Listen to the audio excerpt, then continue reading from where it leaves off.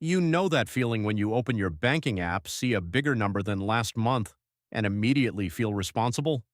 Like, okay, I'm doing something right. I'm saving. I'm not wasting money. I'm finally being smart. Maybe you've got $5,000 sitting in your checking account, maybe $20,000, maybe even $50,000. And every month you work hard, avoid spending too much, transfer more money into savings, and tell yourself that as long as that number keeps going up, you're becoming wealthier. But here's the uncomfortable truth. You could be doing everything right and still getting poorer every single year because the money sitting in your bank account is not standing still, it's shrinking. Not physically, obviously. If you have $10,000 in the bank today, you'll still see $10,000 when you log in tomorrow. But what that money can buy you, that's a completely different story. And this is where a lot of people get trapped. They think they're protecting themselves by holding on to cash. In reality, they're quietly losing money every single day without realizing it. My name is Matt, and I spend way too much time thinking about how inflation and not investing make your money lose value over time. If you're someone who works hard, saves consistently, but still feels like financial freedom keeps moving further away no matter how much money you put aside, make sure to subscribe and like this video if it helps. Because today we're going to talk about why having more money in the bank can actually make you poorer and what you can do about it. Most of us were taught the same thing growing up. Save your money. Don't spend recklessly. Put money in the bank. And look, that advice is not wrong. Saving money is important. You absolutely need an emergency fund. You absolutely should avoid lifestyle inflation. You absolutely should have cash set aside for unexpected expenses. But somewhere along the way, people started confusing saving money with building wealth. And those are not the same thing. Saving money protects wealth. Investing money builds wealth. Huge difference. Here's the issue.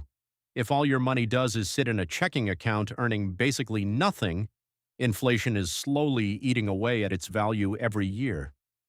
In the United States, inflation has averaged around 3% per year over long periods of time. Some years are lower, some years are much higher. In 2022, inflation peaked above 9%.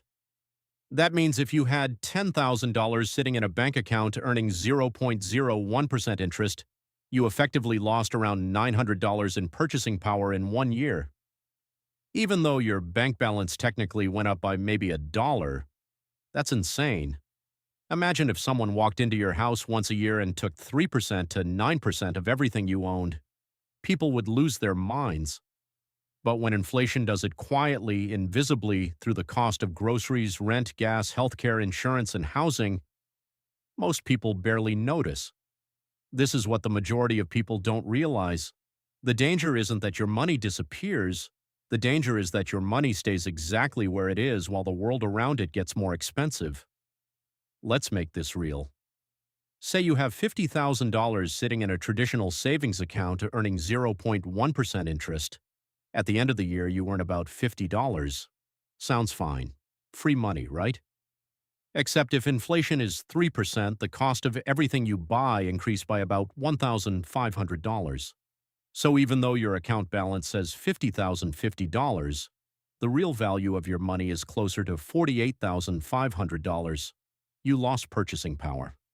And here's where it gets really interesting, because inflation compounds. People understand compound growth when it comes to investing. They understand that if you invest money and earn returns, those returns start earning returns. But inflation works the exact same way in reverse.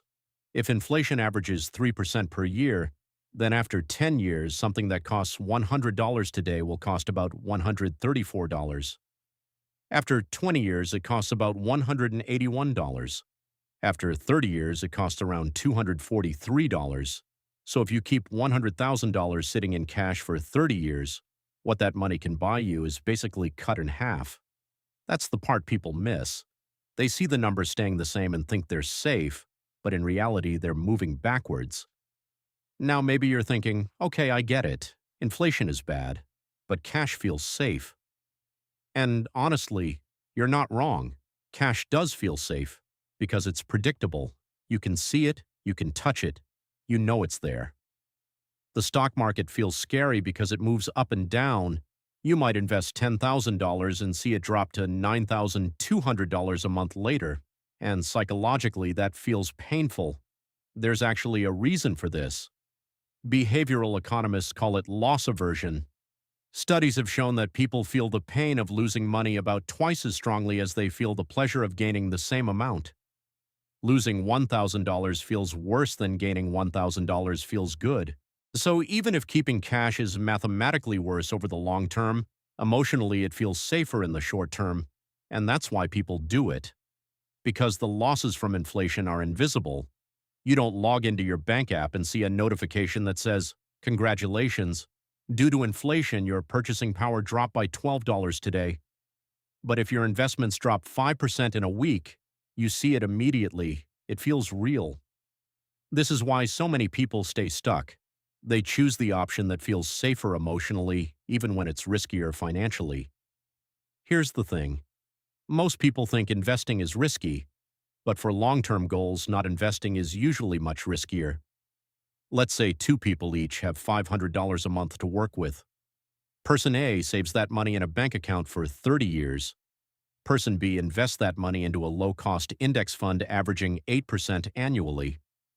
After 30 years, Person A has contributed $180,000, and maybe with interest they have around $190,000.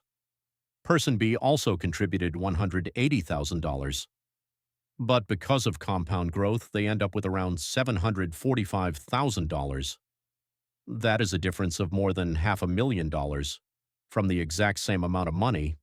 The only difference is what they did with it. This is what the majority of people don't realize. Being careful with money can become dangerous if you're too careful for too long. Because every year you stay entirely in cash, you're not just losing purchasing power, you're losing opportunity, and opportunity cost is one of the most expensive things in personal finance. Let me give you an example. Imagine two friends, Jake and Ryan. Jake is proud of being a saver. By age 30, he's built up $40,000 in cash.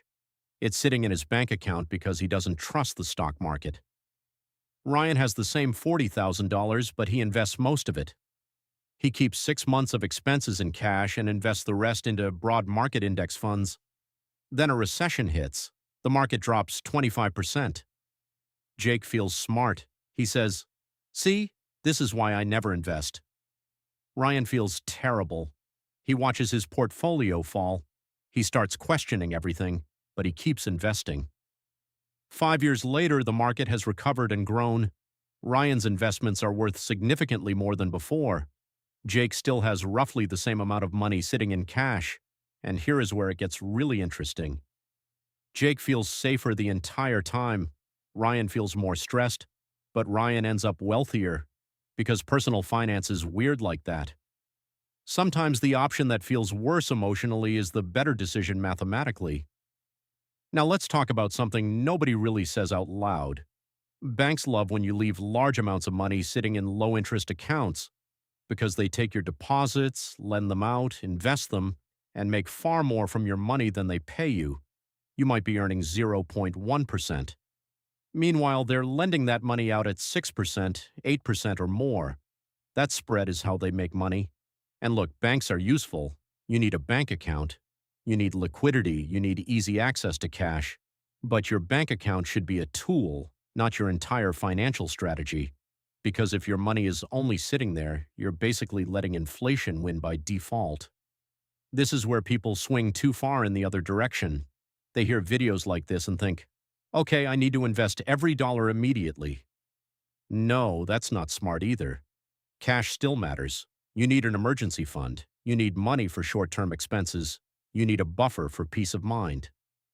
A good rule for most people is to keep 3 to 6 months of essential expenses in cash.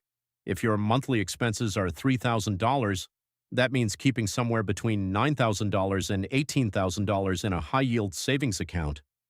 Not your checking account earning basically nothing.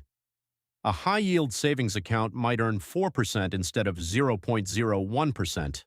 That at least helps reduce the damage from inflation. Then anything beyond that can be invested depending on your goals and timeline. Money you need in the next 1 to 3 years? Keep it safe. Money you won't need for 10, 20, or 30 years? That money should probably be working for you, because if it's not, inflation is working against you. The biggest mindset shift is this: stop thinking of money as something you store. Start thinking of money as something you deploy. Every dollar you have is like an employee. If it's sitting in your checking account doing nothing, it's like paying an employee to sit in a chair all day and stare at the wall. But if that money is invested, earning returns, growing, compounding, and creating more money for you, now your money is working. And the people who build wealth understand this. They don't just save money, they give their money jobs. Some money is there for emergencies. Some money is there for bills. Some money is there for long-term investing. Some money is there for future opportunities. But every dollar has a purpose. That's how you go from someone who is simply saving to someone who is actually building wealth. Because the goal is not to have the biggest number sitting in a bank account. The goal is to build a life where your money grows faster than your expenses do. Here's the truth: you do not need to be a financial expert. You do not need to predict the stock market. You do not need to be rich already. You just need to stop treating cash like the finish line. Because for most people, cash is supposed to be the starting point. It is the tool that gives you security. Investing is the tool that gives you freedom. And the sooner you understand the difference, the sooner your money can stop sitting there and start building the future you actually want. Because 10 years from now, you do not want to look back and realize that the biggest thing holding you back was the belief that doing nothing with your money was somehow the safe option. It wasn't.